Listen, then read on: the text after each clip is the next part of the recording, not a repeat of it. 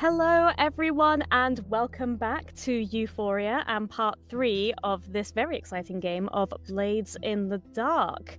My name is Michelle, and I am your GM for tonight's session, and I will introduce you to our beautiful players in just a moment. But first, I have to ask, are you following Euphoria on Twitch? And if not, why not? Get down below, follow Euphoria on Twitch, and while you're down there, we've also got links to all of Euphoria's socials, so why not follow them there too?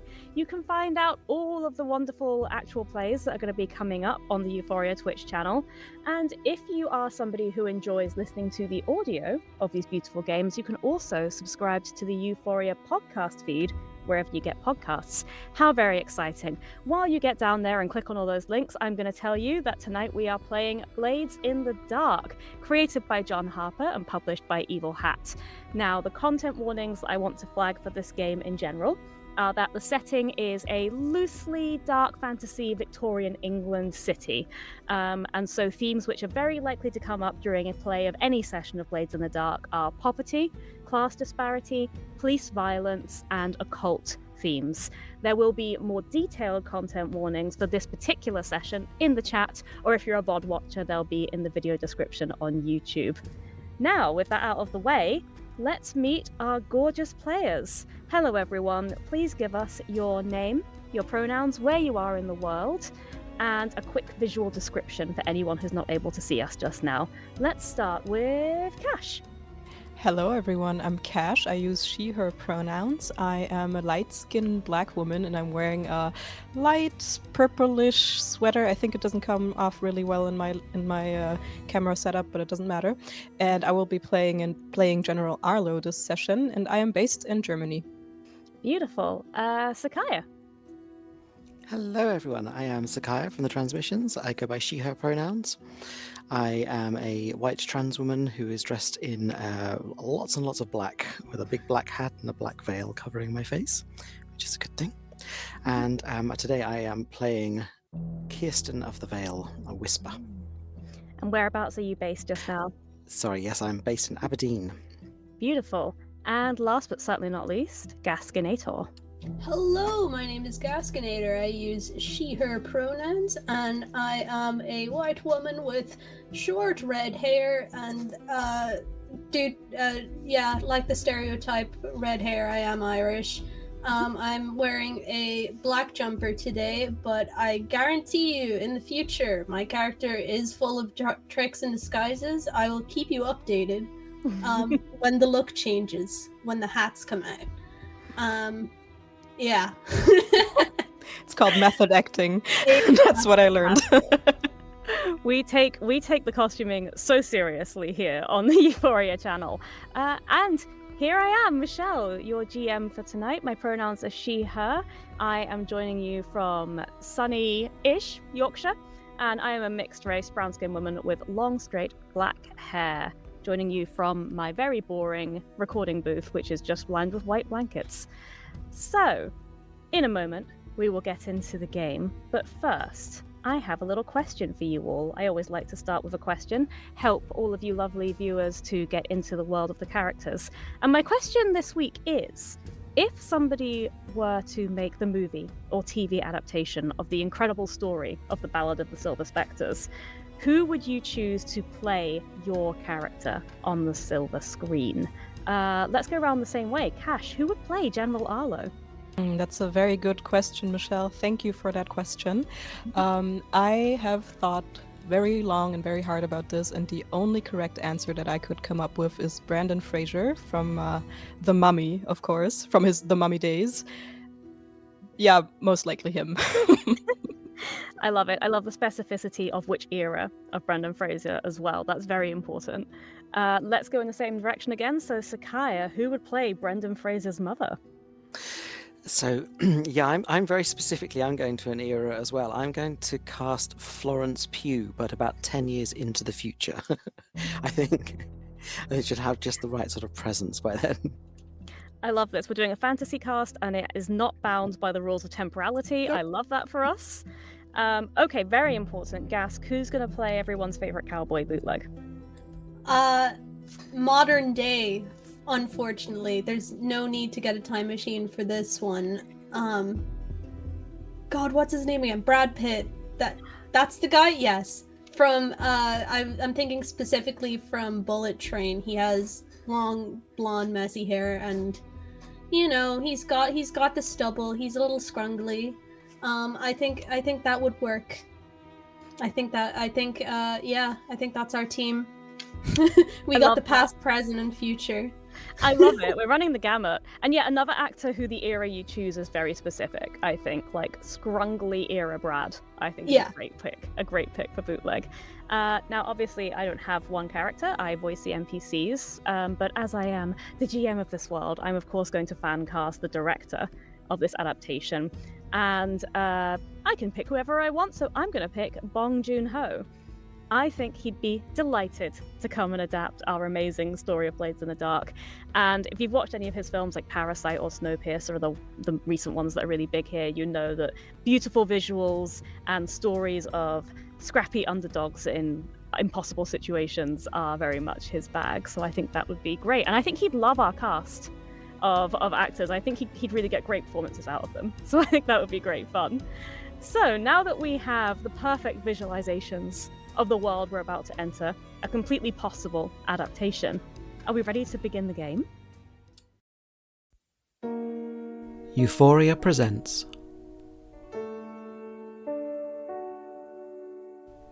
a Blades in the Dark actual play. Starring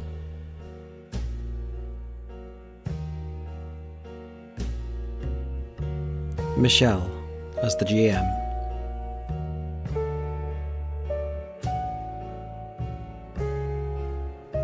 Cash plays General,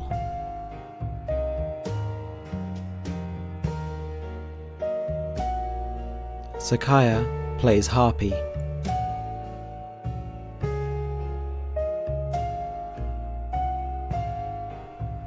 and Gask plays Bootleg.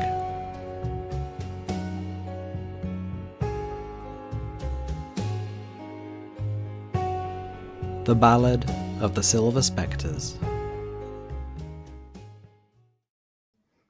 Now then, last time we played on EUphoria, you may remember that we ended on a cliffhanger halfway through an adventure.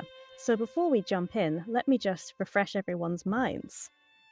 So, last time on The Ballad of the Silver Spectres, Kirsten's associate Rani sent a note letting the crew know that Lord and Lady Strangford are throwing a masquerade ball at the weekend and would be displaying a rare collection of artifacts recovered from the Void Sea. Rani was quite keen on acquiring an artifact or two and offered to pay top dollar for anything the crew could recover. Arlo managed to get hired as a security guard for the party and use that power to allow Kirsten and Bootleg to sneak in as guests. Bootleg spent some time mingling with snooty rich folks and had a few interesting conversations, particularly mentioned to a complete stranger that Strangford hires criminal gangs to guard his factories, a fact which caused the stranger to hurry off looking just a little bit concerned. Meanwhile, Kirsten investigated the display of artifacts and determined that all of the relics on display in the ballroom were complete fakes, with no magical properties at all. So, the crew reconvened and decided on a plan. Arlo caused enough of a distraction in the ballroom to allow Kirsten and Bootleg to sneak into the basement of the house, while Arlo was tackled by security and locked in a different room downstairs alone. Now, Kirsten and Bootleg have made it to the room that houses the real artifacts by posing as a security guard and an occult artifact inspector, here to ensure that all of the artifacts are secure and safe. Of particular note in this room are a giant blackened heart, a small piece of white coral, and some sort of ledger book, all of which have some sort of powerful occult energies around them, and any one of which should be of some value to Rani. Now, the room has 6 guests in it, and 5 real guards, and coincidentally, our heroes have exactly 5 doses in hand of the dangerous coma-inducing resin known as Black Lotus. So, let's find out what happens next. But first, Arlo, how are you doing, pal? Not well, Michelle. You have found yourself thrown into a room. It's clearly not a room that's particularly used by the family or their staff. It looks like they just kind of store things in here. There's furniture with dust sheets thrown over it, but not much else. You were pushed in, you heard the click of a key in the lock, and that's you. You're in a room. What are you going to do? Oh gosh. Okay, I think at this point Arlo will.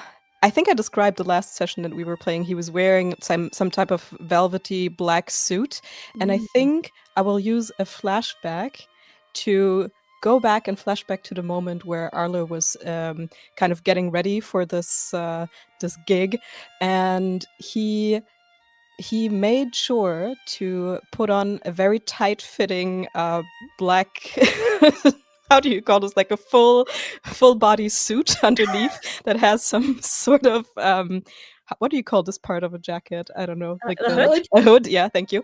That you can put over, and I think he Mhm. wears it underneath his velvet suit. So flashing back to this moment where What he, material is this made out of? Is this like a latex super suit? if you want it to be latex, If I think I it can wanted be to be latex. Okay, make a note. Gask wants Brendan Fraser from Mummy era to be in the latex super suit with the Skin velvet. tight. I support this. I thought everyone wanted that. Absolutely.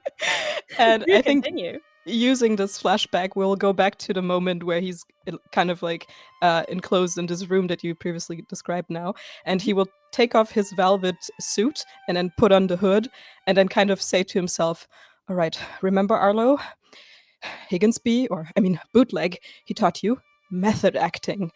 And then he will put the hood a little bit closer and take out his burglary gear and try to open the locked door with the burglary gear.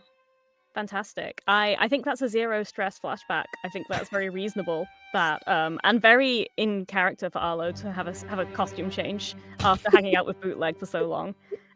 So yes, absolutely. So you're going to try and use the burglary gear to pick the lock from the inside. Mhm.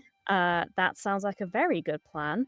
And let me think, what would that be? I think that's going to be a tinker roll.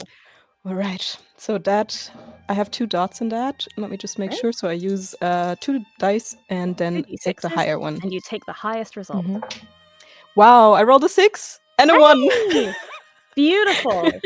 Okay, well, with a 6, you do it. You open this door. You hear it click and unlock. Now, do you just open the door and head straight out, or do you open it carefully, or what do you do? I think. Well, if I think what Arlo would do in that moment, I'm pretty sure he would open it like really wide. And he doesn't have the method acting down just yet. I don't think he's invisible right now because he's wearing black. He might. Okay, Arlo, you swing this door wide open, and you had a 6, so I'm not going to punish you immediately. I think that you swing the door wide open to find one security guard who's been left alone in front of this door, who he's doing whatever the fantasy kind of Victorian era equivalent of like playing Snake on his phone is. He's just kind of spacing out when you Jax. open the door. He's playing jacks on the ground. He's got a hoop and stick. I don't know.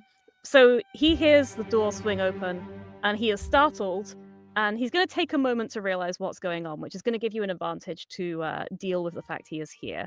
You've got a second to act before he notices exactly what's happening. Does the door open outwardly into his direction, or does it? Oh, good question. I think it probably opens inward, actually. Okay. You probably swung it open towards you. Mm-hmm. Then I think the only thing that Arlo can think of is, of course, physical violence. So he will immediately try to sucker punch him. Okay, Oh boy. amazing. This is risky and standard, and I think it's a skirmish. Skirmish. I also have 2 dice in that. And I rolled a 6 again and a 3. Hey, all right, Arlo, this is going well for you. Finally. So you just punch this guy. You just straight up punch him. I think he opens his mouth to go, "What?" Punch. And with a 6, I mean, do you want to knock him out? Do you just want to push him over? What were you attempting to do with this punch? I would definitely want to knock him out and Okay. then probably also stand over him for a bit and just kind of quietly repeat to myself, method acting. Then that is what you do. This guy is sprawled out on the ground in this corridor, and you have method acted your way out of this room.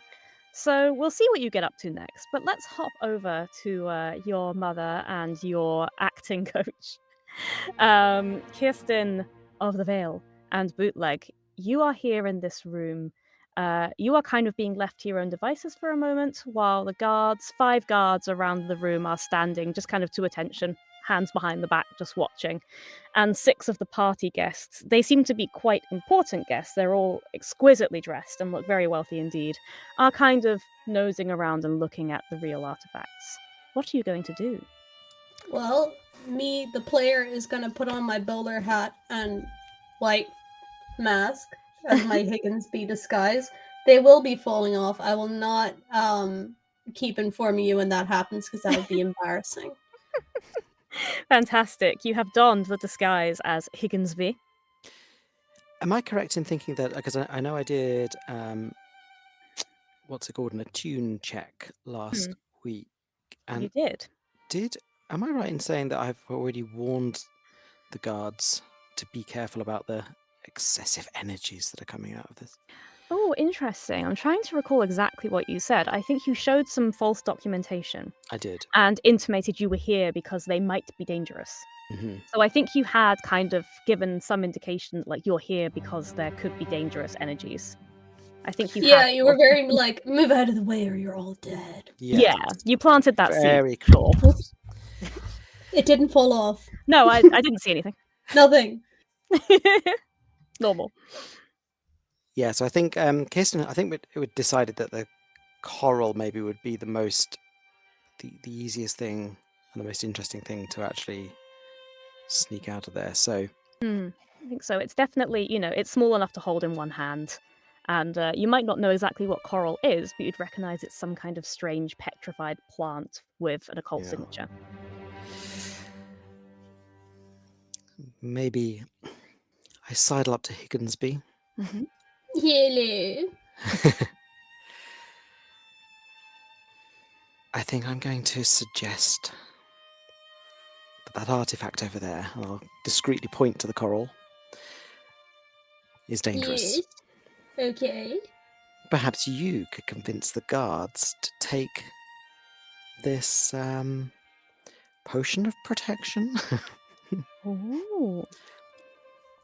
while I try to deal with the energies. They could protect themselves from what it's giving off with these little vials of black lotus. I'll see what I can do. Gentlemen, gather round. We have an announcement to make. I think the guards kind of they look at you, but they're going to stay at their posts unless you want to try maybe a sway roll or a command roll to get them to actually come Sway over. for sure. Okay, we can do sway. I'm going to say this is controlled. I don't see anything horribly wrong happening if this doesn't work. Can I help by maybe like setting up the scene? If I give the warn, what I might do is if I go into my like attuned state, not necessarily to make an attune roll, but just to get those kind of like white eyes, and I can do a pretend bit of shaking, and I'll sort of start saying to the room, "No, this is not right. This is very unstable. It's giving off. There is great danger here," and I'll be almost as if I'm talking to myself. The vibes are off. Yeah. Okay. Yeah, I like that. Do you want to spend a stress to assist, or is this just more of a setup action? I would like to spend a stress to assist. Go for it. So you've got an extra dice to this roll. An extra die. Sorry, Gask. That's 3. Better work out. 2 3s and a 6. Let's go. Fantastic. Okay, in that case, I think the guards, they've clocked you. They hesitate for a moment. Oh, they shouldn't really leave their posts, but this veiled lady is doing something weird, and they seem to be important. They've been allowed to come straight in. So yes, they will sort of nervously head over and gather around you, Bootleg, and the one who was at the door, who's spoken to you both already, will address you and say, what's going on? What is it? Hello, good fellows. It seems like we're in a bit of a spot of trouble here. One of the artifacts we've been informed is particularly volatile. And not to worry. As a fine upstanding guards, we have provided all the necessary protections. This potion should affect your connection with the spirit world and block any attacks that might happen. Okay. Yes, so you don't want that happening. A question I have for you is, are you saying this loudly enough for the party guests to hear, or is this just addressed to the guards? I think this is just addressed to the guards for now. Okay. Because I Lovely. got them all here to, like, huddle up.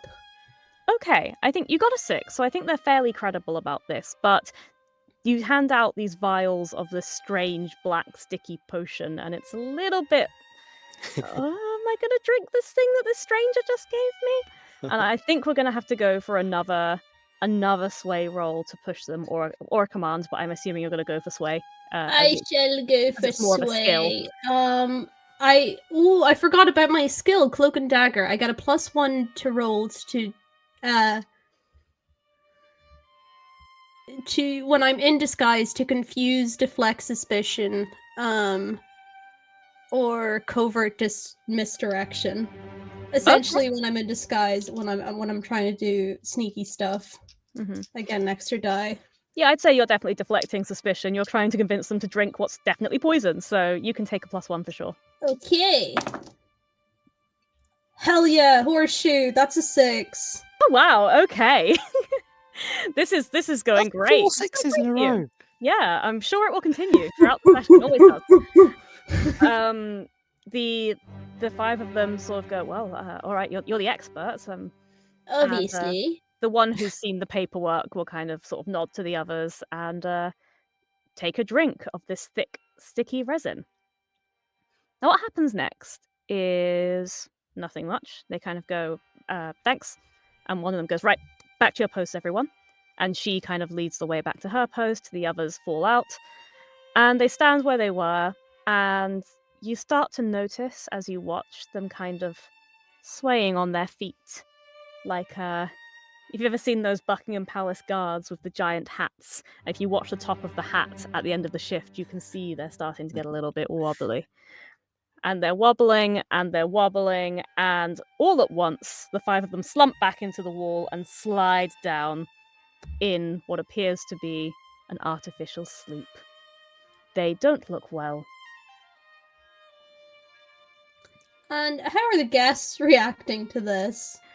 I think most of the guests are kind of not paying a great deal of attention. They're looking at the relics, but one, a black woman with dark skin and an elaborate hairdo with lots of knots and braids, wearing an absolutely exquisite gown. She is clearly a very important and rich person, is the first to kind of clock that all the guards have sat down.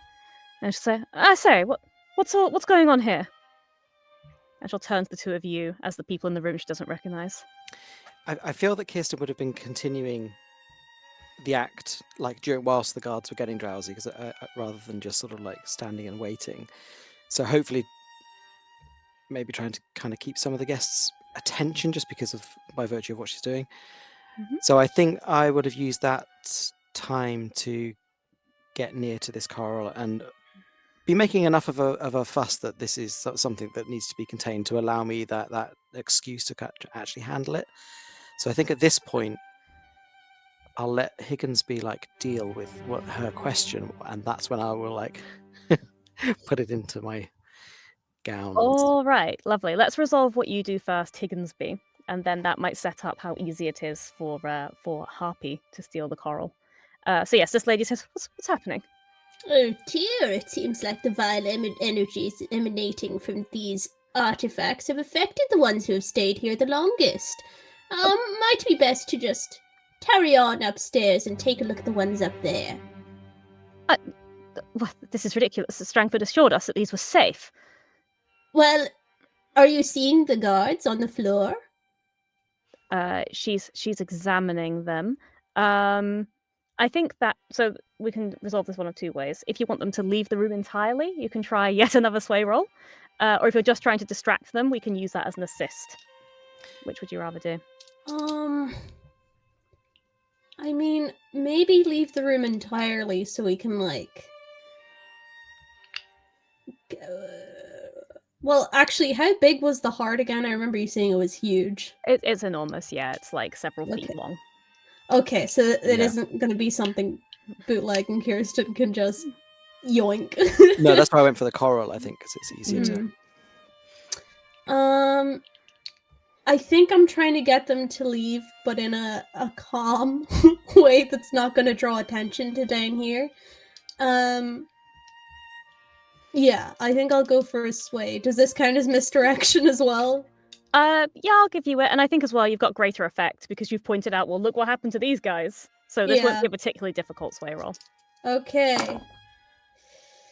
2, a 4, and a 5. Oh. Okay. A 4 and a 5. So usually a 5 would be a success with consequences, but I gave you greater effect because you'd set this up so well. So we're going to treat it. We're going to treat it as an improved. I know. I'm very magnanimous like that. So I think that as you've pointed out, well, look at these guys, and these people don't seem to be. If they are occult experts, they're not confident enough in their skills to argue with that. So this very high status lady will say, "Oh, quite right. I'll be having words with Strangford about this." And she'll sweep out of the room, and I think the others, sort of taking her cue, will follow. And yeah, so Kirsten, you don't even really need to do sleight of hand here. There's no one left in the room to spot you. You can just take that coral. And maybe the ledger. Why not?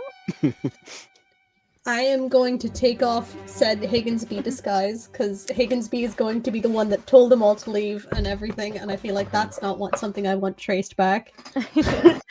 All right, so this is a masquerade ball. Do you have a different mask on, or have you just taken everything off now and you just Bootleg's beautiful face is showing? I hand you Arlo's abomination of a papier-mâché mask. Oh no, it slipped. Oh, it slipped right out of my hand onto my boot. Great. So Bootleg would rather risk identification than wear that. Yeah. I think my fabulous hat that was concealing all this when we began my Orville Peck. I think it was probably a bit too big to like put in my pocket. I think it's somewhere that I know that I can just. It's in a stash somewhere, but. Okay, so you can grab that on your way out. Your lovely fringed hat. Lovely. So you have the time to pick up these artifacts, and while this was all going on, I imagine Arlo was probably trying to find you. How are we getting on, Arlo? I think I was probably trying to find Bootleg and my mother. Now, just remind me, because it's been a while, I don't remember how exactly we got separated. If I already know that they were downstairs in the basement, or if I didn't see that. I think you got detained at the stairs, right? Yeah, I believe that you were doing the distraction to try and help them to slip downstairs. Okay. So you would at least hope that they'd made it, thanks to your daring efforts. All right. Then I think I will try to head there and see, and like see if there's still guards posted there that could recognize me from detaining me before. And if they're not, then I would try to head into the room. They can't recognize you now. Not in your skin-tight latex suit with a hood on. You're a completely different person.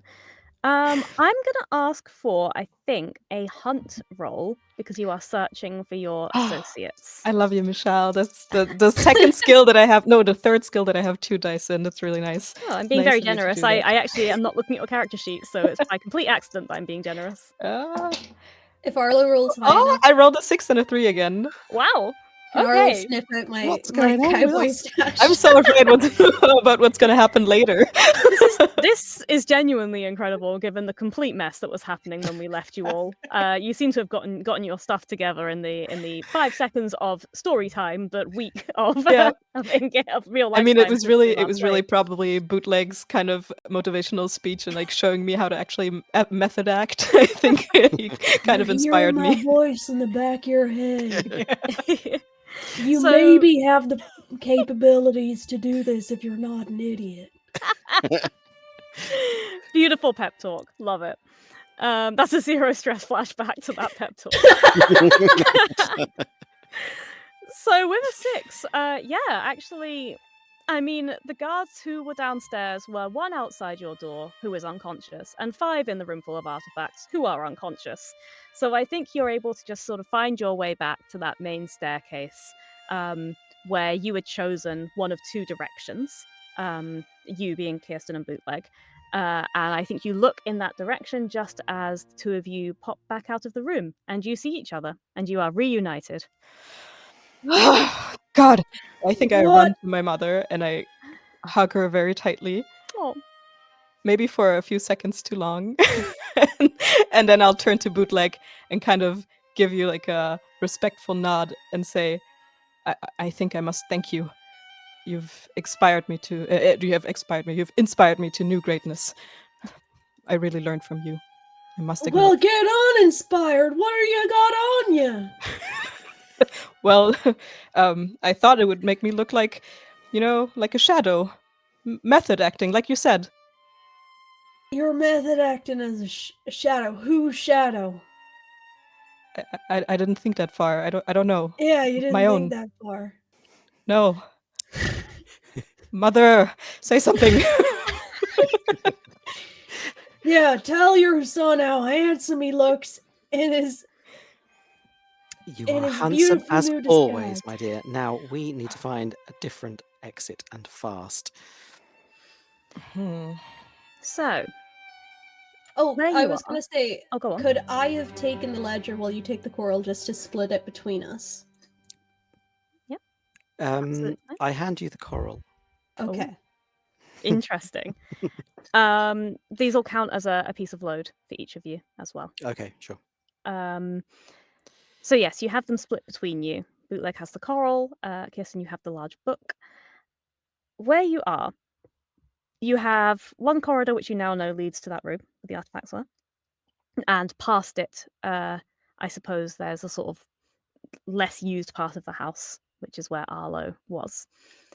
In the other direction, you might remember when you first came down the main stairs, you did hear voices coming from that way. You couldn't see what they were, but clearly there were some people doing something in that direction. So you have the opportunity now, when there doesn't seem to be any guards about, to investigate a little bit further down here in the belly of this house. Or you can try and find an escape and ignore whatever going on over there. What do you think this group of you would like to do? My brave boy, did you investigate down there when on your way to us?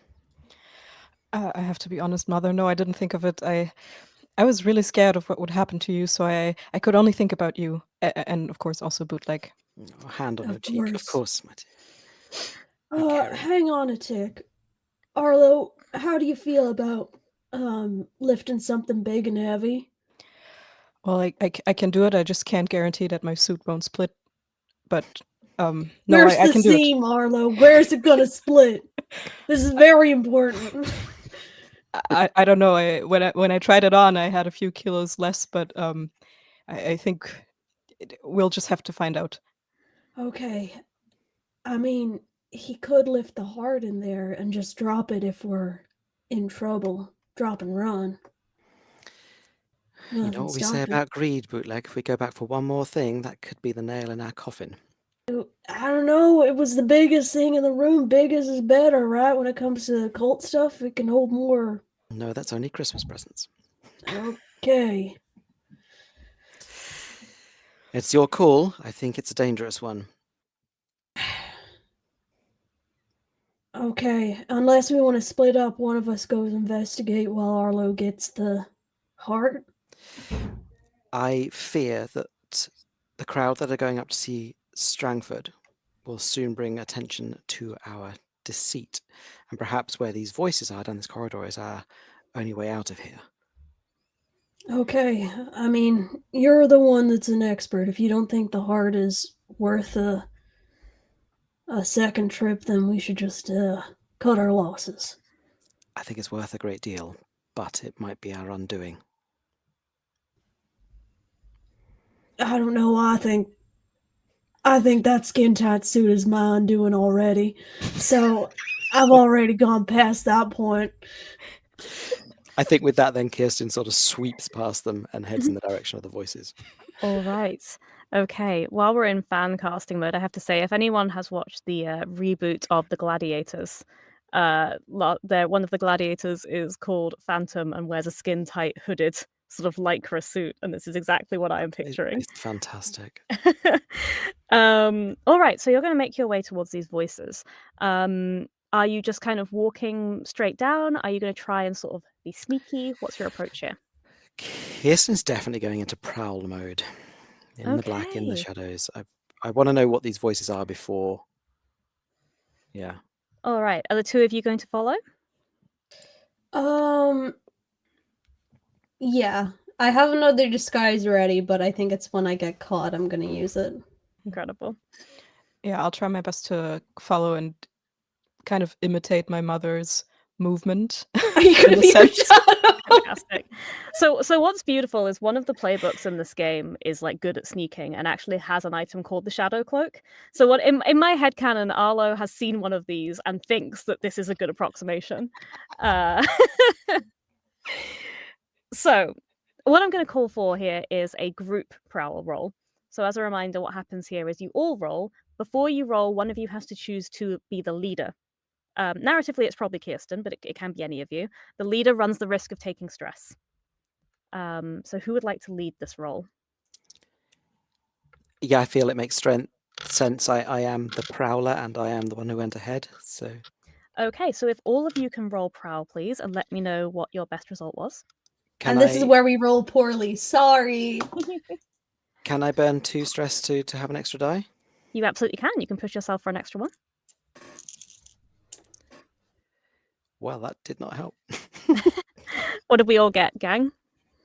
Oh no, everyone's doing this. No, I got a 6. I'm the fucking shadow. All right. My highest was a 3 out of 3 dice. Okay. I rolled 2 1s. All right, Oh, and Bootleg, you got a 6 though. it hit into another dice and it sixed itself. Beautiful. This is the one moment not to copy your mother. So the result is a 6 because we take the best result of anyone. However, because there were 2 failures there, Kirsten, you are going to take 2 more stress. Ouch. How's your stress looking? 5 stress out of 9. Okay, you got more to spare. You're fine. I mean, I've got 4 to spare. Yeah. Yeah. So I think what happens is that Kirsten kind of sweeps off and Arlo follows. And Bootleg, I think that you just kind of are sneaking behind them. You spot before either of the other two do what sounds like the footsteps of someone coming and just kind of throw out an arm or something, stop the other two. So you managed to prevent anyone from being detected, despite the fact that the other two very nearly got spotted. So you hang back at this sort of, I was going to say intersection. There's a corridor that makes a T shape with the one you're on. And as you hang back in the shadows, unseen, 3 figures walk past you. One of them is... I'm trying to think if you know what this person looks like, actually. I think you would, because he's a very famous and influential member of society in Dustfall. It is the Lord Strangford. You hadn't seen him at his own party yet. You'd only seen his wife. It seems that he's busy skulking around underneath the party rather than being a good host. Dreadful. Tut tut. He is accompanied by 2 spirit wardens. Now, the spirit wardens all wear the exact same uniform, which includes a blank mask. So it's impossible to tell who exactly these spirit wardens are and how senior they are, But they are walking alongside Lord Strangford in a sort of a manner which implies that they are confident and that they're on the same level as him. They're not following him, they're walking alongside him. And they are talking together, still. It seems that they've been standing around here for a while talking, and you have, conveniently, with your 6, arrived at the time that they're about to move on. They are heading away from you. Would you like to follow them? Or would you like to go the other way? I guess Bootleg is like, do we, like silently, like, do we follow them? I can't see Kirsten- your fucking faces. I think maybe you heard like a little intake of breath from Kirsten when she saw them go past, but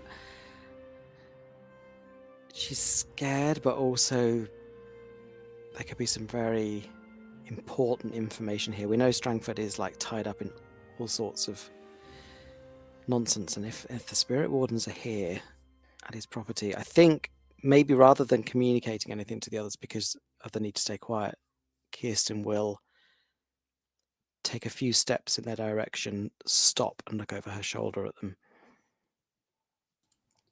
Yeah, I think Bootleg follows. Where did you see, like, what's the layout of where they went again? So you were apologies for my very bad descriptions of spatial awareness it things. just goes over my head sometimes. Yeah, you were in one corridor and it met one making sort of like the top of a T. Mhm. So they have kind of walked past the intersection and carried on down. So you're sort of turning the corner to follow them down this new corridor. Okay. So we haven't heard them enter a room or anything yet. Not yet. I think you can still see them. This has all happened quite quickly. So you can see them ahead walking down towards somewhere.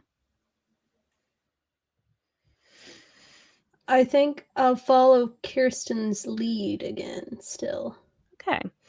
I think I'm not going to make you roll prowl again because you got a 6 last time. So I think you're able to continue following these since you've spotted them now. And you only follow them for a minute or so through these sort of maze of corridors down here until you reach a kind of unusual door. This is a beautiful, fancy, beautiful, gorgeous estate with lots of overly ornate doorways. Everything's gilt and mahogany and painted. But this is an iron door, it looks like. A big, heavy metal door. And they open it. You don't see them turn a key or anything. You actually see one of the spirit wardens just place their hand on the door. And then you see them push it open after a pause. And it doesn't seem that they're expecting anyone to be following them because they don't even look behind them as they sweep inside and push that door closed. So they do push it closed. They don't just let it swing shut behind them. No, they have closed it. Okay. Unless you want to try and run forward and stop it from closing fully. That's why I asked if they were shutting it because they'd feel that, wouldn't they? If Ah, it was- interesting. Well, let me think. I don't Also, know. how thick is this door? It's door thickness as far as you can tell. Okay. It's like a normal door in terms of its like size and thickness. What's weird is it's made of metal and it doesn't. Okay. I think that yes. So if you're going to ask, would they push the door shut or swing it shut? I think because they're doing it from inside the room, you can't necessarily tell. Mhm. If you wanted to try and dart forward and do something, then you could try that. Well, I think a dart forward type of thing is in the other two's remit, so I think that's. I could definitely do it, but I feel like if we get caught, then there's nothing we can do other than I agree. work our way out of it. Are we think able to listen through the door what they might That's be what I was talking wondering about? about the thickness. I would like to Okay. place my hand on the door while they're listening. Okay. Yeah, I think we let it close. All right, you let the door close and you sneak up to the door and you lean close to it. I don't think it makes sense to make you roll for listening, so I think you simply do. You put your heads I have against one the of door. those like glasses. You've just got an old timey doctor's stethoscope, the ones that's just a cone. You can hear voices murmuring. I think you can't necessarily make out the detail of what they're saying, but you hear the odd word. You hear ritual. You hear information. You hear quick. And it sounds as though they're making to get ready to do something. But from the other side of a door, you can't really make out the detail. Now, Kirsten, you've placed your hand on this door. I have. Are you doing anything particular here, or are you just seeing if just placing it normally does anything? I think it's a very brief and initial mimicry of what they did to see if I get any kind of sensation. But whether Sorry, carry on. whether she does or doesn't, I think I will start to attune to see if there is some way that the Spirit Warden opened this that I could try to copy. Okay. Roll me an attune. This is risky. With yeah, I think it's with standard effect. You're just trying to investigate the door at the moment, right? Or are you trying to open it? This would lead into trying to open it, I guess. But yeah, I want to see if this is a method that I could do. So Okay. I suppose it's Let's go investigation. risky standard then.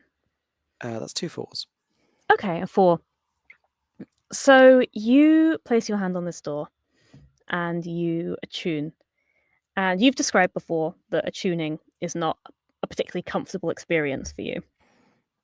But this is more uncomfortable than usual. It actually feels painful on your hand where you've touched the door as you shift. And it almost feels as though something inside of you is trying to be pushed out. This door is very heavily warded, and something about you, Kirsten, doesn't go well with wards. So the information you acquire with your 4 is that this door is not locked with kind of mechanical traditional means, but locked using some sort of runes.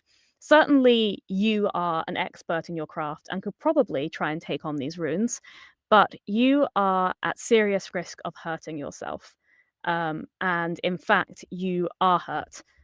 So you're going to take a level 1 harm, a sort of another psychic or occult harm from this door trying to rip something out of you, it feels like almost.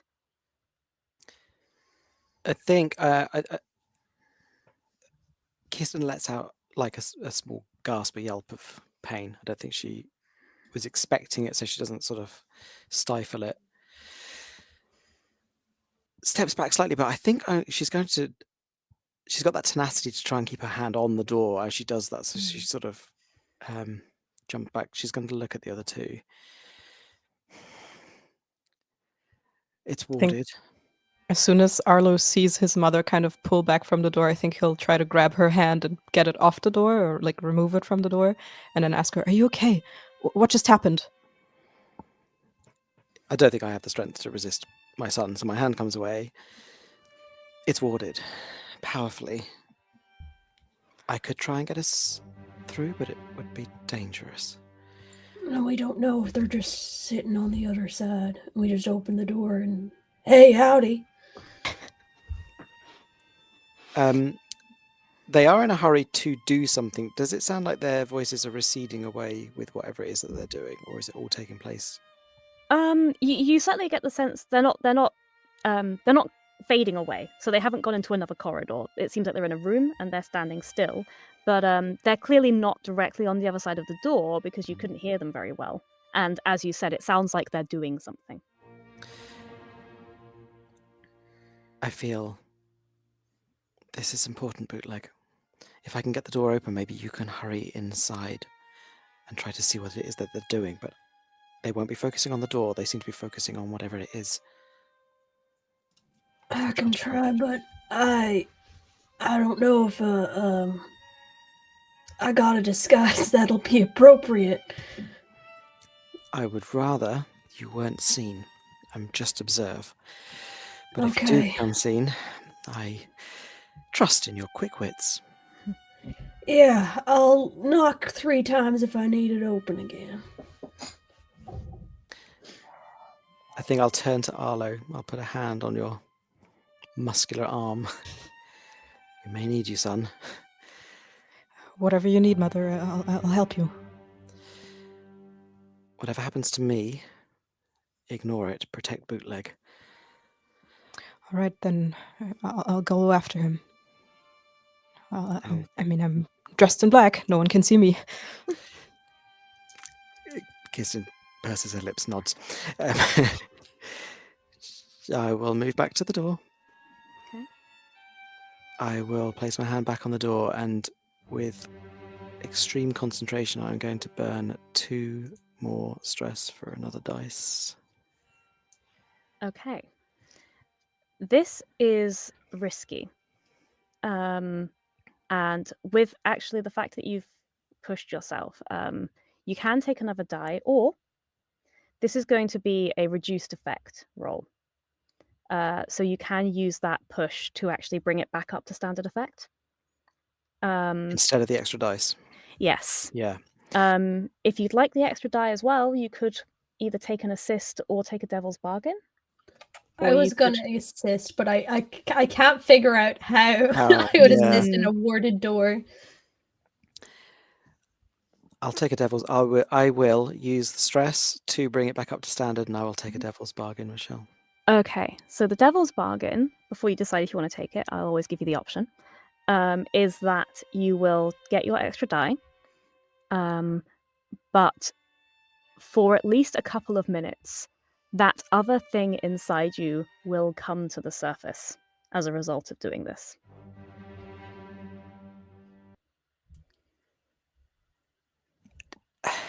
Is Kirsten aware of this possibility? I think she is, isn't she? From the way that you described it, like it's almost being pushed out. I think she knows that this is a risk that's possible. Kirsten, Arlo, you may, I don't know. I mean, you can't see Kirsten through the veil very well, but she looks very intently at you for a little bit longer than normal,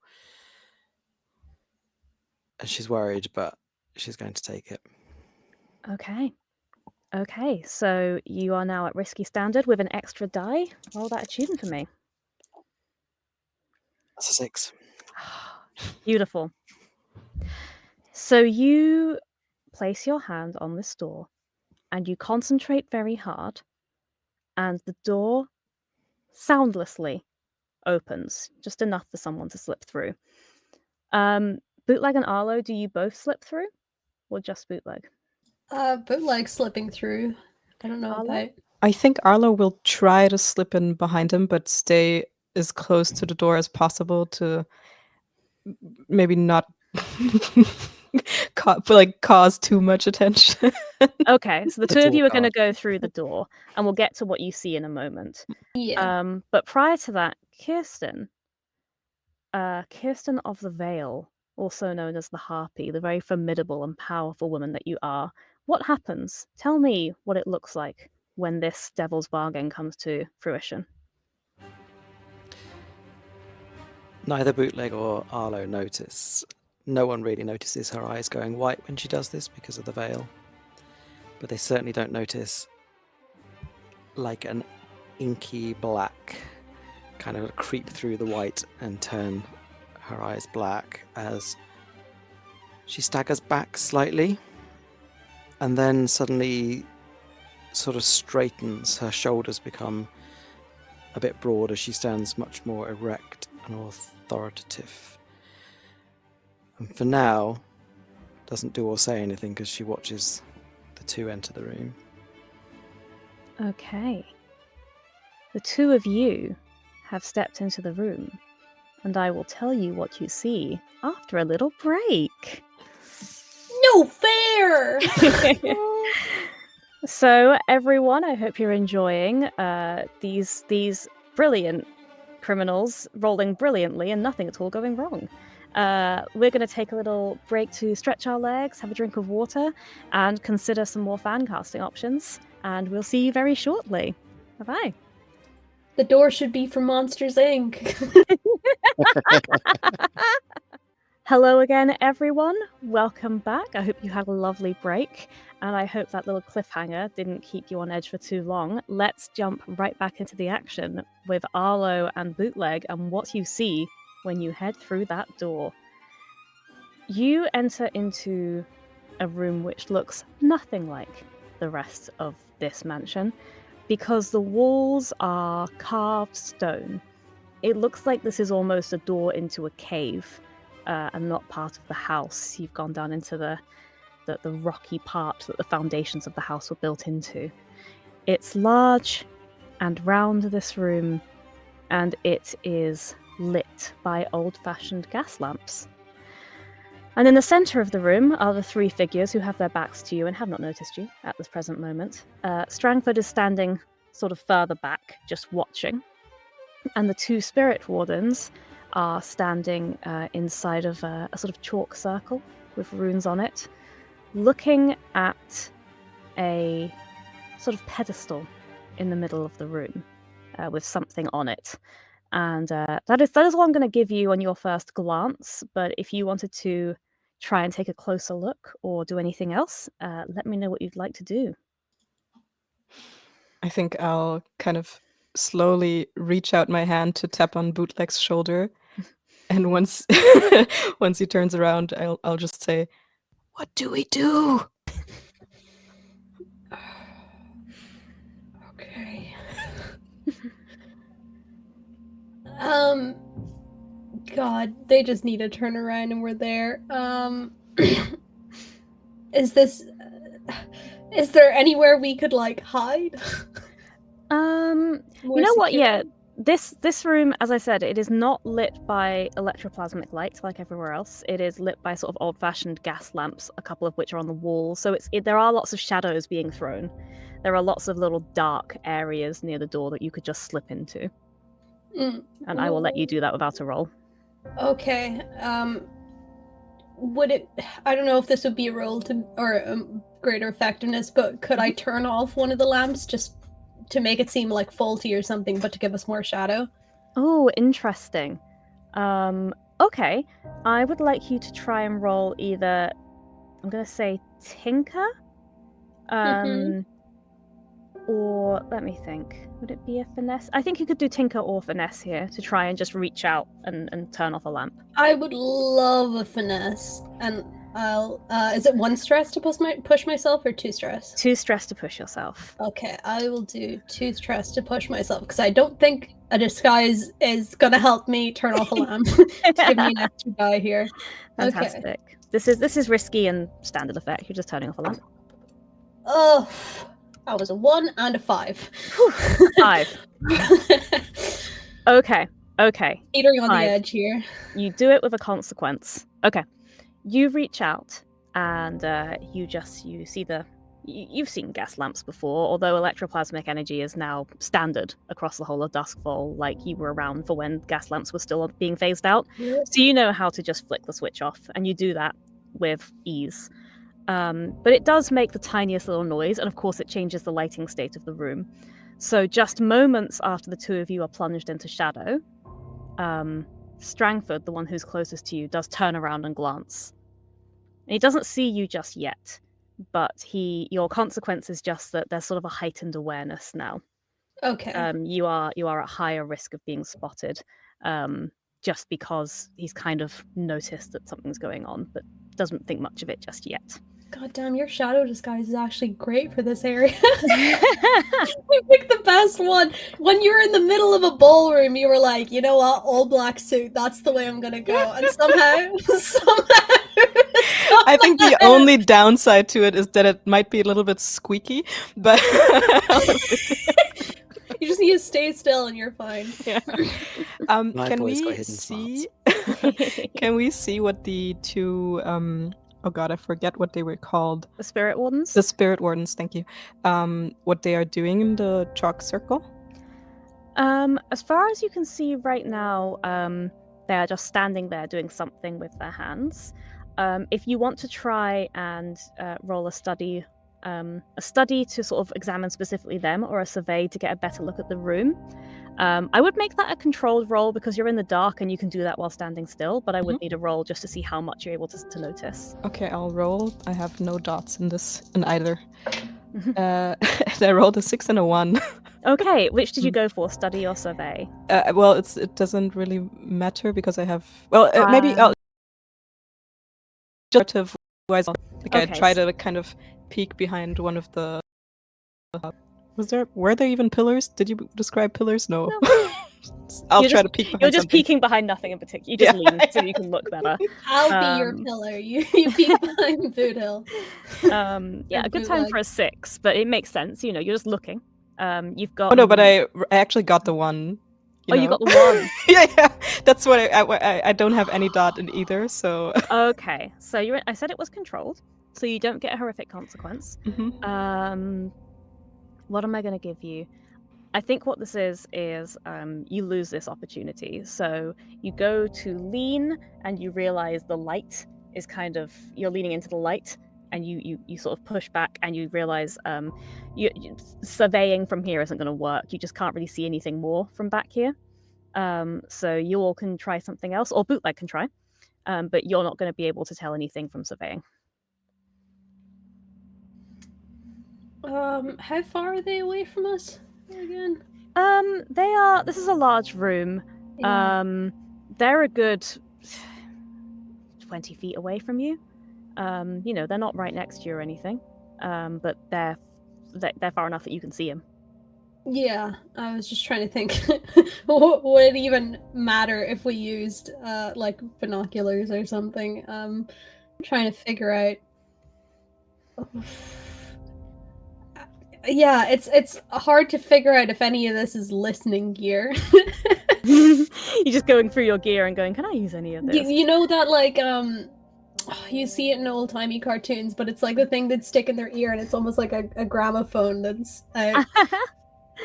I would say you have something called subterfuge supplies. Yeah. And you also have burglary gear. So I think between those things, you might have brought something you can use to like look at things in more detail, to peek further, binoculars, or maybe something for listening. I think that's fair. Yeah. I think it would have been fine to bring, like, your little opera glasses, just to be fancy. I feel like you would have brought that just as a potential disguise, actually. Yeah. So yeah, I'll let you have that, and I'll let that be like an improved effect if you want to do a roll. Yes, I would like to give them a look, see what they're talking about, see if I can read lips. Okay, are you going for a study or a survey?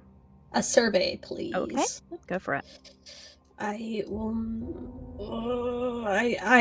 cannot push myself, or else I'm getting into a little hot water there. I also got a 1. Okay. Okay. No, it only Aren't you works proud when of we're us, together. Mother? Oh, it's about to get a whole bunch worse. You lift up your We glasses. finished it. We just needed to get out. You were so right about being greedy. But for the wrong thing. Sometimes Mother knows best. You had greater effects, so I'm going to tell you a couple of things you see before this goes wrong. You see that the item that's on some kind of plinth that they're all looking at is a large, sort of 1 foot by 1 foot, but not a particularly consistent shape. It's not a perfect square or anything. A flat sheet of semi-opaque teal textured glass. This is sea glass, if anyone's familiar with that term, but a very large flat piece. And the 2 spirit wardens are doing something that you can't make out. And as they do it, it make a a what's the word? The semi-opaqueness, this kind of cloudiness in the glass moves aside as though clouds are moving aside. And something a bit like a woman's face appears. But I say a bit like because this face is the face of a woman who is soaking wet with black hair slicked to her. This is a woman who has completely black eyes like a shark. And she looks out and she looks around the room and she looks directly at the two of you and she grins and she has rows and rows of shark teeth. And she says, "Oh, hello again. Who are your friends?" Michelle, "Yes." I wonder if this is an opportune moment. Mhm. Kirsten has been standing at the door. Am I right in thinking that Arlo is not directly by the door any longer? They've gone slightly into the room, haven't they? That's right, yes. She stood quite erect, and I don't know whether. I think maybe that would have captured Arlo's attention. So perhaps Arlo's not even looking in her direction. Mm. But Kirsten sort of like draws a finger over her throat and shuts the door on them. Mother, why have you forsaken me? The face in this piece of sea glass says, "Who are your friends?" And the three figures in the room turn around and look at you as the sound of the door shutting reverberates through the cave. What do you do, Arlo and Bootleg? So they see both of us. They It see isn't you. just okay. I had a plan to get me out of here. Well, if that ain't the most bootleg coded thing I ever heard. Yeah, I'll go with that right now. Yeah, but it won't work if there's someone else here with me.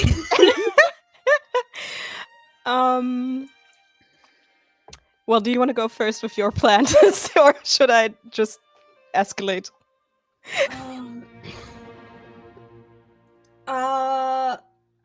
I think you act first. I think I'll pick up whatever pieces are left, unless you sort it out immediately. In which case, go for it.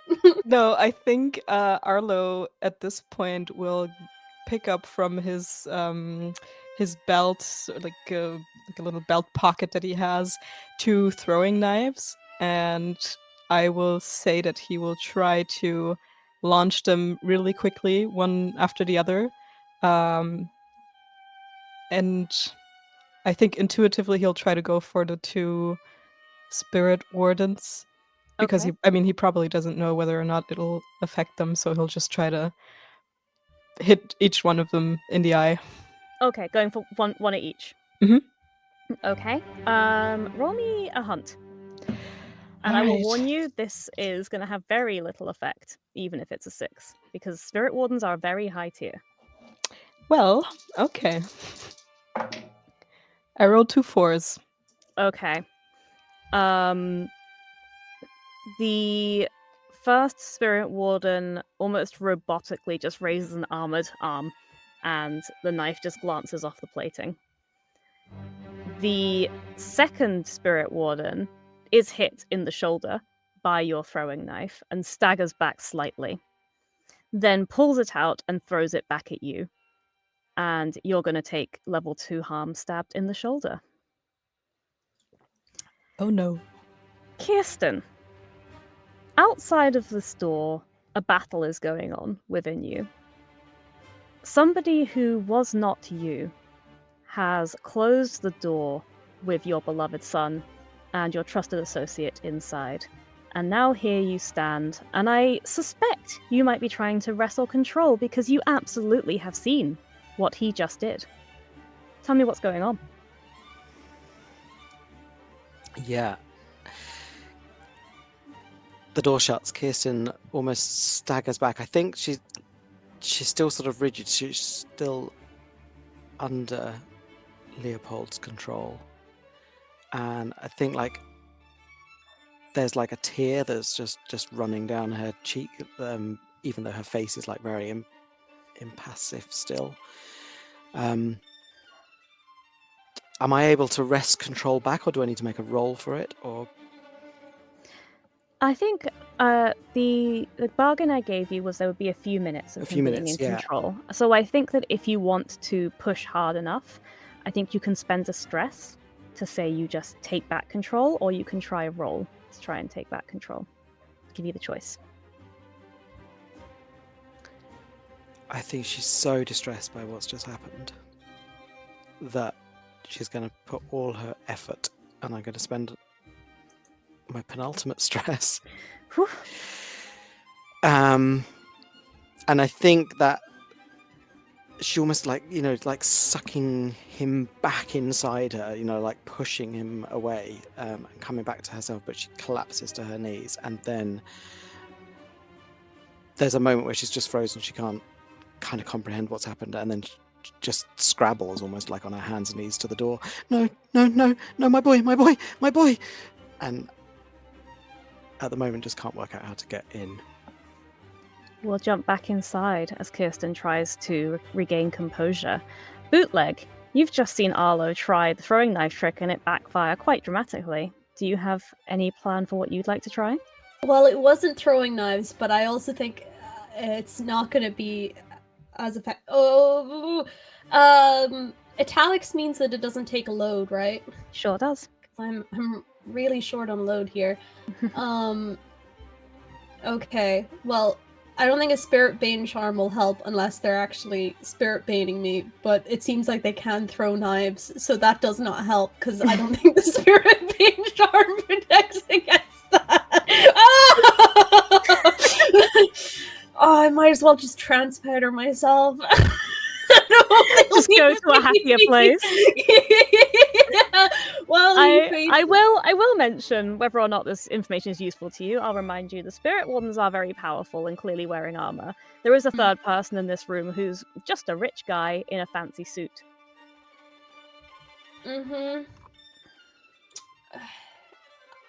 See, my original idea was to obviously misdirect and obfuscate and be like, no, the real person you're looking for is right outside the door. But that doesn't help us because right outside the door is Kirsten. Oh, that's Kirsten meet Bus, I think, is what that would be. Yeah. And I don't have enough load for demolition tools. Oh god. There is a guy in a suit.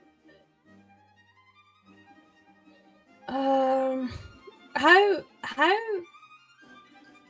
valuable or like powerful was the coral and everything that you said?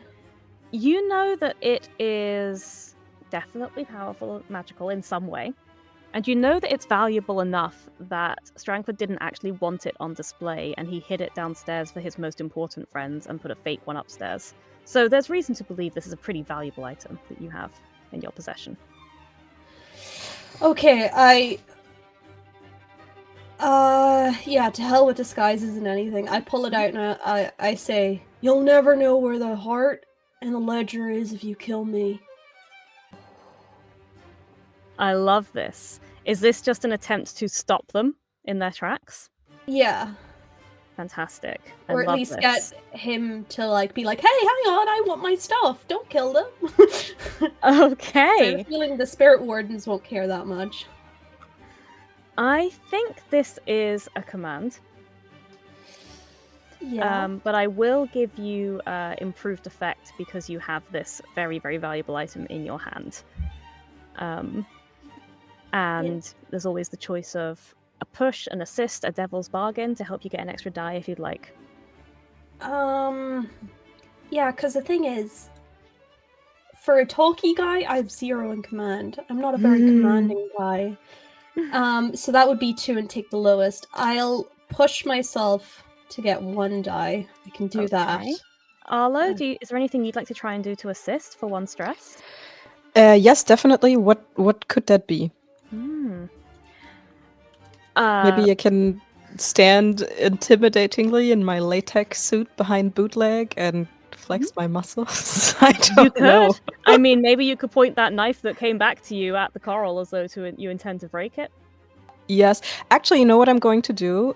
I don't know if this is going to have a narrative effect, but then, oh no, it doesn't make sense probably. I was thinking of drinking this rage essence vial that is written in my equipment, but I feel like unless it's kind of common knowledge what these types of things do in Duskwall, I think it might not be very like promoting a commanding atmosphere. I don't know. Rage essence makes you more powerful at fighting, but it does have drawbacks. So there is a danger to using it, which I will flag to you before you decide to drink it. I think that if you're just trying to do an assist, you don't have to do something that drastic. You can just try and sort of look as though you intend to break this coral. Yeah, okay, I'll try to do that. Okay, that can add. So spend 1 stress, and that can add another die. Sorry, to Bootleg's roll here. What happens when I have full stress again? Ooh, it's not happened yet. Just I'm very close. So you take what the mechanically is called trauma. What that means narratively in this moment is that you will black out and be of no further use to your compatriots. Okay. Okay, so 0, then I push myself, so I get 1. Okay. And then You assist. get an assist, so you So get I 2. get 2. Mhm. Am I allowed to take a devil's bargain on top of that? I'll let you. What's this going to be? Devil's bargain. Oh no, am I the thing that's gonna possess me? My my demon? I know what it is. One of these 2 spirit wardens was the one who saw you running away from the factory, and he's going to recognize you. Yeah, I'll take that. Okay. I'm known, and my notoriety. Okay. 3 dice. That's nope, won't say it. Okay. Whew. Wait, Arlo, blow my dice. Okay. Arlo, you fucked me. Sorry, I didn't brush my teeth before. Wait, no. Okay, it was 2 1s and the last one was a 4. A 4. Okay. Something. I'm scared of you all. So you were Building trying recorder. to sort of intimidate them into inaction. Yeah. So I think that this does work with a 4. They all stop, and I think Strangford throws out his arms and is like, stop. That is more valuable than either of you 2. I will not have it destroyed. And he's directing that at the 2 spirit wardens. He is telling them to stop. And the spirit wardens, it's unusual actually, because usually they don't take orders from anyone. But I guess Strangford has provided them with access to whoever this lady is, so they seem to be willing to do what he says. You are not injured in this moment because you successfully stopped them in their tracks. But there is a consequence, and that is this strange, demonic-looking lady in the glass is staring at you. And she smiles again, showing all those teeth. And she says, "You're an interesting little one, aren't you?" Not really. Something about her is so genuinely petrifying and terrifying to your very bones that you are going to take level 1 harm. Freaked out, terrified, whatever you want to call that. You are just harmed by the force of how scary this lady is. That sounds about right. All right. You've bought yourself a moment. But Kirsten on the other side of the door doesn't know what's happening. How's it going, Kirsten? Against her better judgment, I'm desperate to get to her son and her compatriot. She's going to try to get back into an attuned state. Get through a door which is difficult, but she has done once before. But I don't know how this works. Michelle, would I be able to perhaps read the energies of the room within whilst I'm like this as well? Oh, that's fascinating. I don't see why not. If you're attuning, if you can see into the ghost field, then a door wouldn't block your view of what's going on in the ghost field in the other room. I'd let you do that at the same time as you try and open the door. Why not? I don't want to spend my last stress, so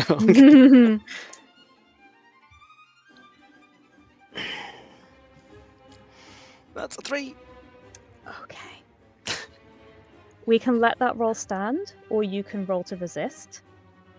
Now, obviously, you only have one stress left, so the likelihood is that you might max out on stress from doing this resistance roll.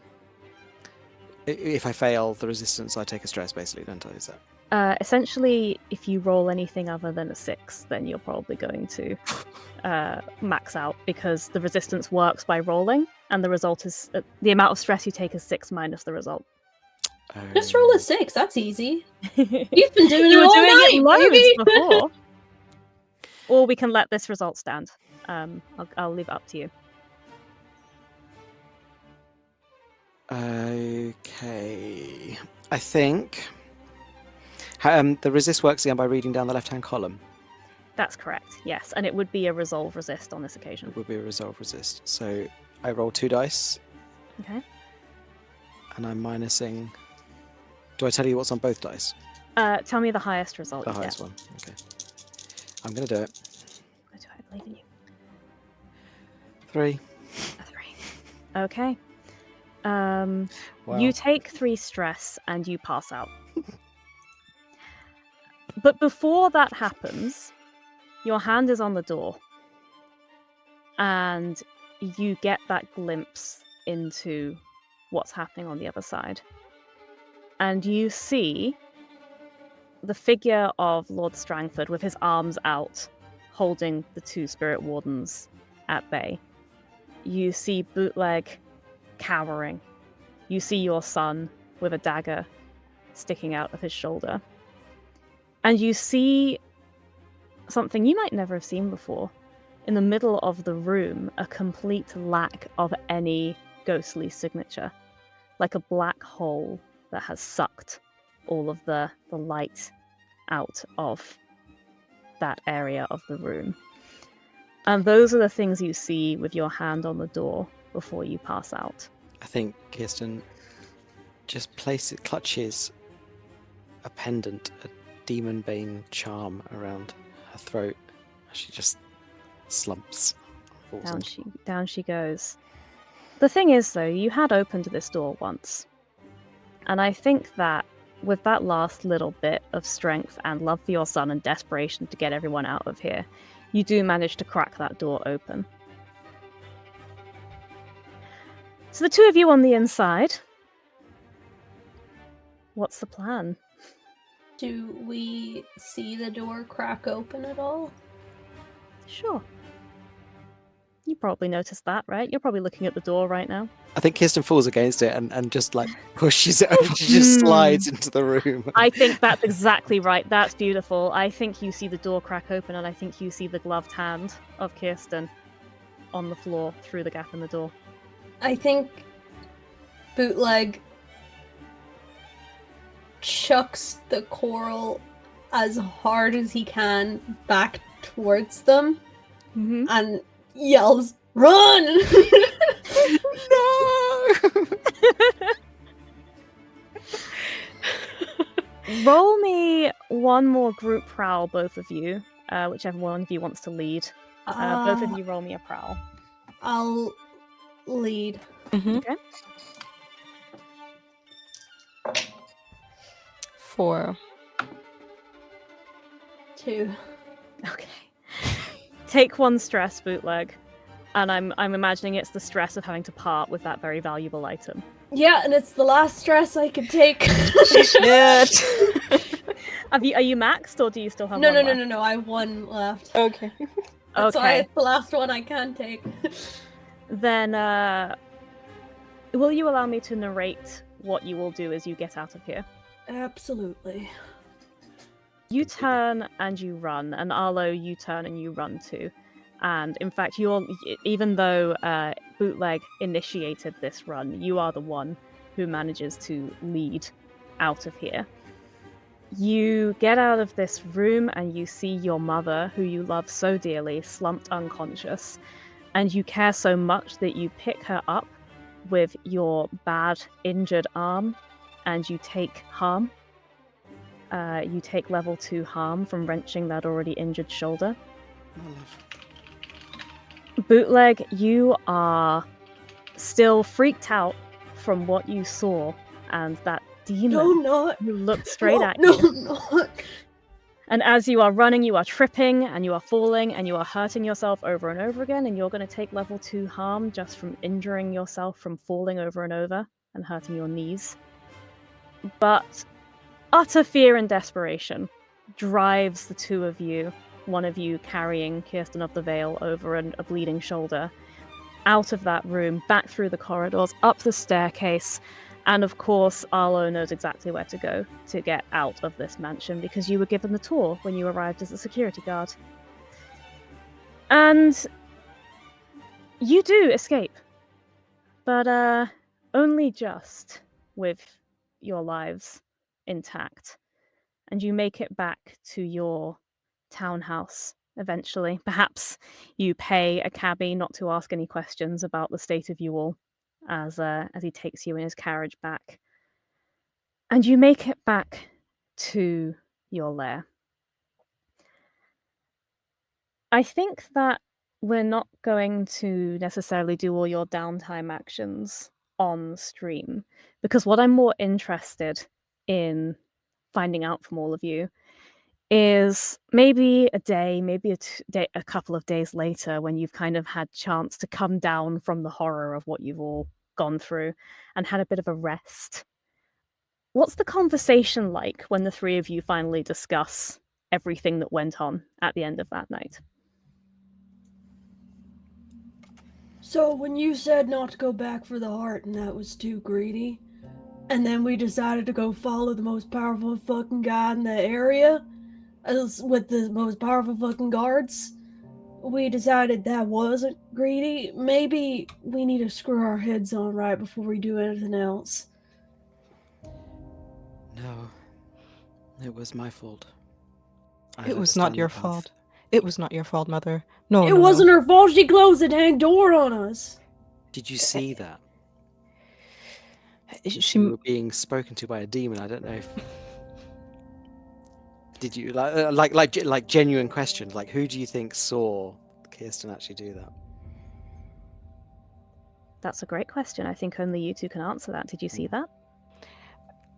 I think that Arlo might have seen it, but kind of rationalizes it for himself. So he will say once maybe Bootleg suspects that she must have closed the door, he'll say and like jump in and say, but there must have been a reason for her to close the door. I mean, Mother doesn't ever do anything that is not fully thought out. Oh Not yeah, me. slumping down unconscious outside the door, that wasn't fully thought out. You know, I respected you for a while there, but now you're getting a little bit too aggressive with my mother. I don't like that. No, Yeah. darling. Yes. Bootleg is right.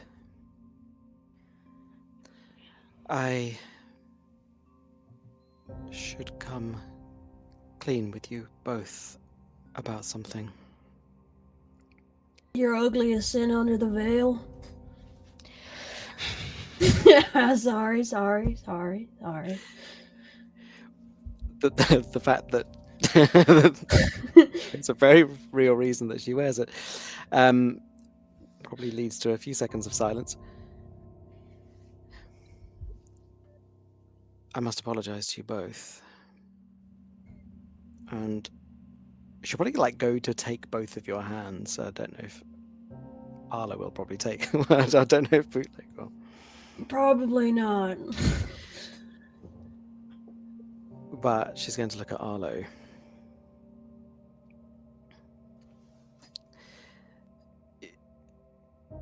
Your father's death.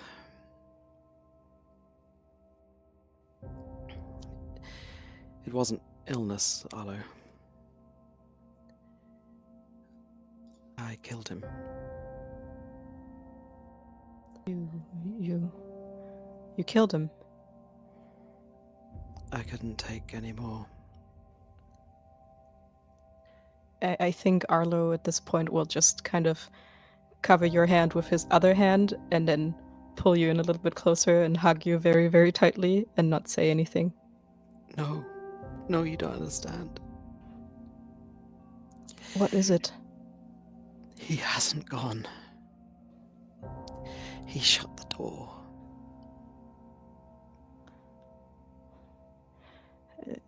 It's all right, Mother. We will fix whatever is happening in your head. Don't worry. I'm a liability to you both. If he's getting stronger, if he can.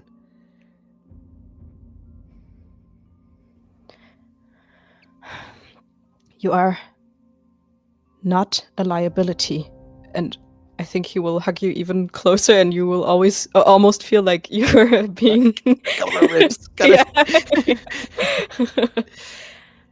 Don't worry, Mother. It will be all right. You are not a liability.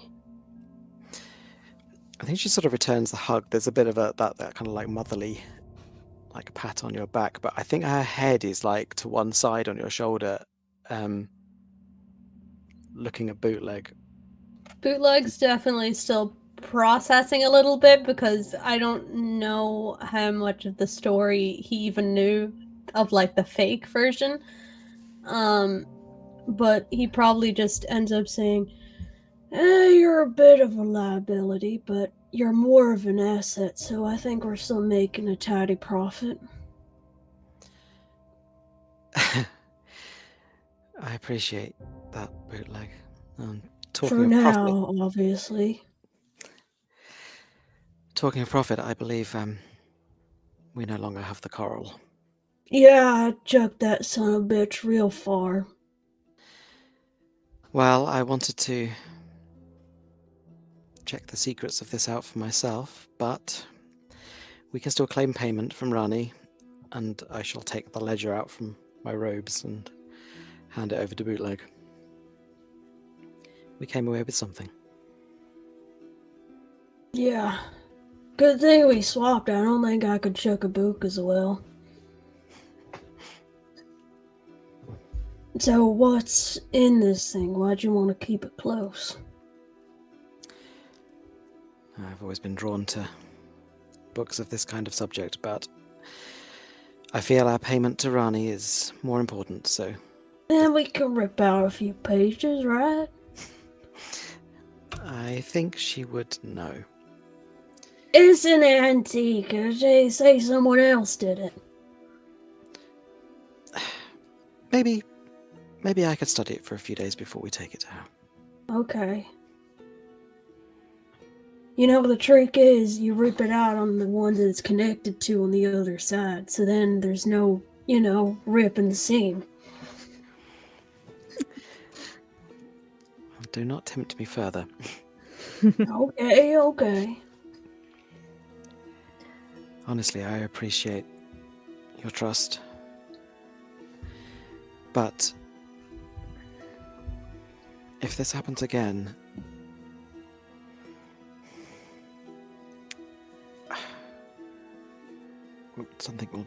you will need to do something. Like leave you behind and run? If it comes to that, yes. You got it. No, I will never do that, Mother. We will try to fix it. Somehow. Yeah, sure. You shut up. Mr. Method Acting. I've had enough. Yeah, I'm just method acting as a selfish asshole, I promise. And on that note, we'll leave the Silver Spectres to think on the consequences of this night.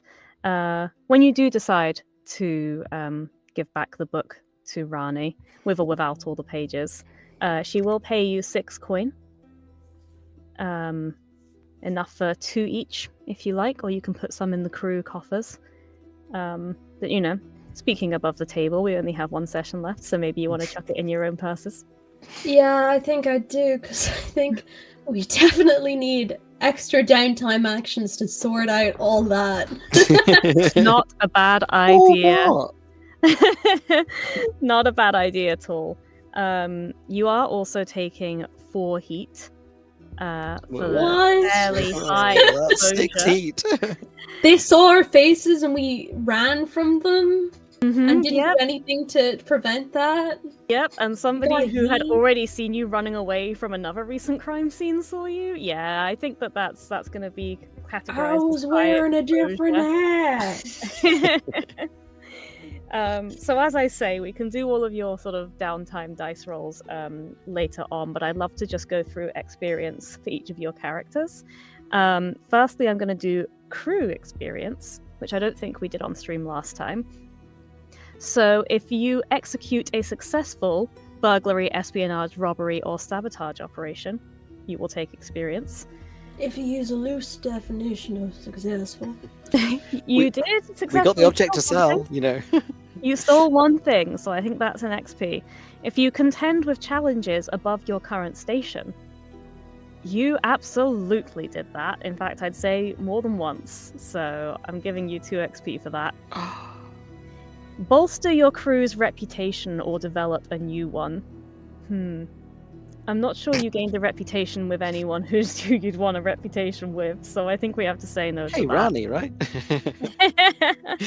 But you definitely have expressed both the drives, the goals, and the inner conflict of this crew. So that is 5 crew XP just from this score.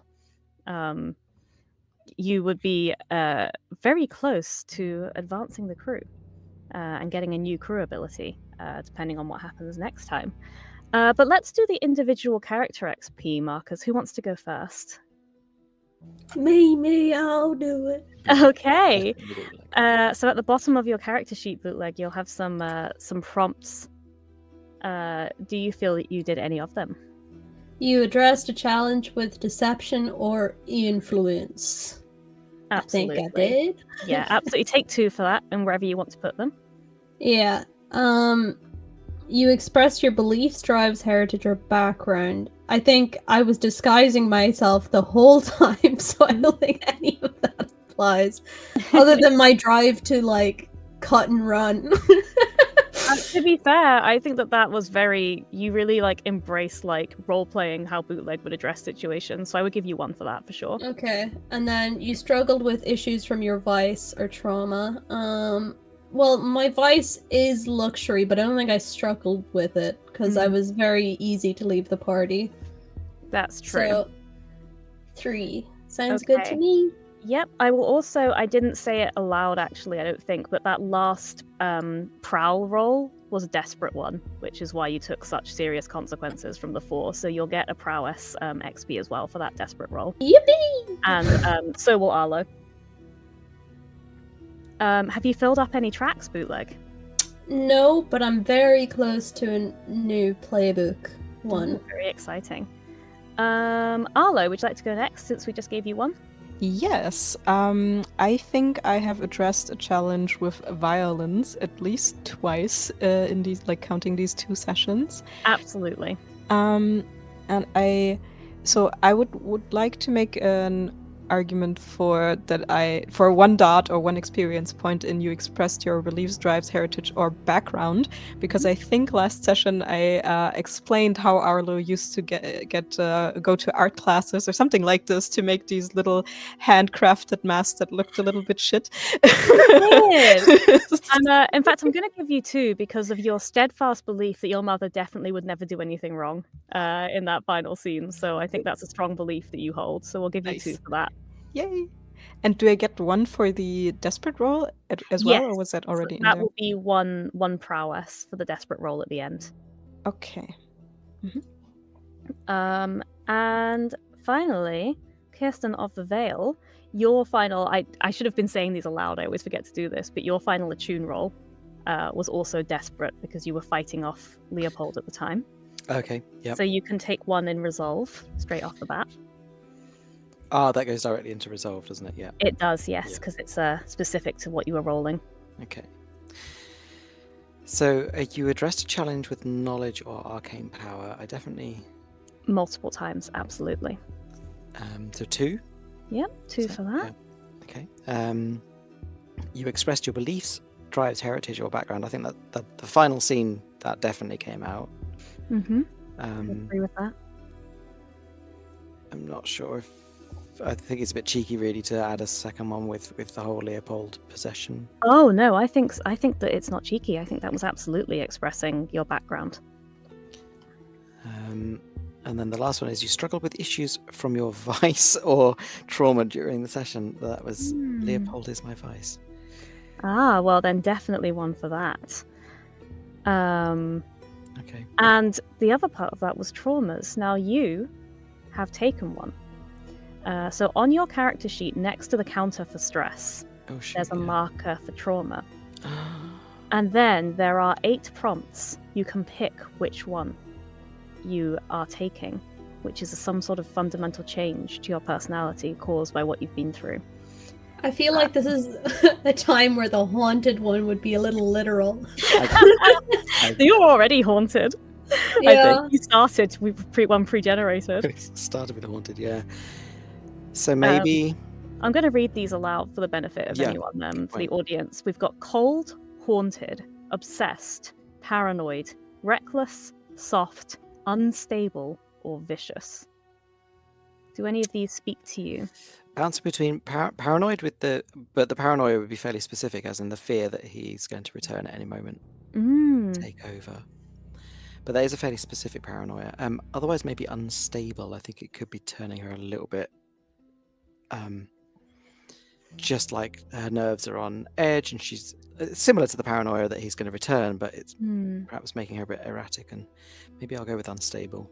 Okay, fantastic. This does not have any kind of mechanical impact.